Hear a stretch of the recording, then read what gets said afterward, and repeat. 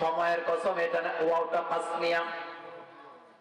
আল্লাহ এখানে কসম করতেছেন। একটা মাসালা বলে দেই, আমার বাংলাদেশের নারীরা পুরুষেরা কসম করে মসজিদের, কসম করে কোরআনের, কসম করে কাবা, কসম করে আল্লাহ, কসম করে মাজারের, কসম করে ছেলে মেয়ের মাথা ধরে, আবার কসম করে স্বামী স্ত্রীর মাথা ধরে, আবার প্রেমিকায় প্রেমিকের মাথা ধরে, প্রেমিকে প্রেমিকার মাথা ধরে কসম করে।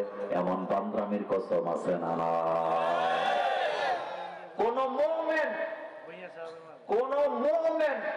আল্লাহ ছাড়া কারো নামে কসম করতে পারবে না। এটা শিরক, এটা শিরক, এটা শিরক। কসম হবে কার নামে?